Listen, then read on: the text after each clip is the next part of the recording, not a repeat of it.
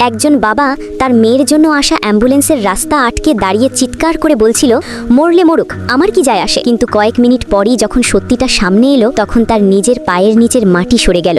একটি অ্যাপার্টমেন্টে থাকতো এক অহংকারী মহিলা। প্রতিদিনই জানালা খুলে সোজা নিচে ছুড়ে দিত। অনেকেই তাকে বারবার নিষেধ করেছিল, কিন্তু ক্ষমা চাওয়ার বদলে সে উল্টো বৃদ্ধকেই গালাগালি করে বলেছিল, রাস্তার মাঝে দাঁড়িয়ে থাকলে এমনটাই হবে। কিন্তু মানুষ যেমন কাজ করে একদিন তার ফলও পায়। সেদিনও সে আগের মতো জানালা খুলে একটা ভারী ময়লার ব্যাগ নিচে ছুড়ে দিল।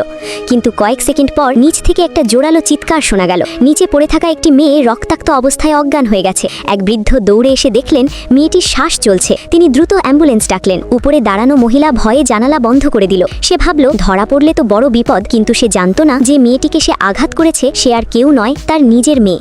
এদিকে মেয়েটির বাবা গাড়ি চালিয়ে বাড়ি ফিরছিলেন। মেয়ের ফিরে আসার আনন্দে তিনি গান গুনগুন করছিলেন। ঠিক তখন পিছন থেকে অ্যাম্বুলেন্সের সাইরেন বাজতে লাগলো। কিন্তু লোকটি বিরক্ত হয়ে রাস্তা ছাড়লো না, উল্টো সে ইচ্ছা করে গাড়ির সামনে এনে অ্যাম্বুলেন্সকে আটকে দিল। অ্যাম্বুলেন্সের ভেতরে নার্স আতঙ্কিত হয়ে বলল, ডাক্তার, রোগীর অবস্থা খুব খারাপ, আর দেরি হলে বাঁচবে না। কিন্তু সামনে থাকা লোকটি ঠান্ডা গলায় বলল, মরলে মরুক, আমার কি। কিছুক্ষণ পর সেই লোকটির ফোনে কল এলো। সিকিউরিটি গার্ড বলল, স্যার, আমাদের বিল্ডিংয়ে ওপর থেকে কিছু পড়ে এক মেয়ে মারাত্মক আহত হয়েছে। লোকটি শুনে হেসে বলল, ওর কপাল খারাপ। এরপর সে দ্রুত বাড়ি ফিরে সিসিটিভি মুছে ফেলতে গেল। কিন্তু যখন অ্যাম্বুলেন্স বিল্ডিং এর সামনে পৌঁছালো তখন তার গাড়িটাই রাস্তা আটকে দাঁড়িয়েছিল। ডাক্তার গাড়ি সরাতে বললে সে চিৎকার করে উঠল, আগে ক্ষতিপূরণ দাও, তারপর যেতে দেব। চারপাশের মানুষ রাগে ফেটে পড়ল, ওই মেয়েটা কোথায়? লোকজন ধীরে ধীরে রাস্তার দিকে ইশারা করলো। যখন ডাক্তাররা মেয়েটিকে নিয়ে অ্যাম্বুলেন্সে ওঠাচ্ছিল ঠিক সেই মুহূর্তে কয়েকজন সিকিউরিটি গার্ড নিয়ে লোকটি হাজির হলো। আর রাগে সে রোগীকে লাথি মেরে দিল। আর যখন সে মেয়েটির মুখটা দেখলো তার বুকটা যেন হঠাৎ থেমে গেল, কারণ মাটিতে পড়ে থাকা সেই মেয়েটি আর কেউ নয়, তার নিজের মেয়ে।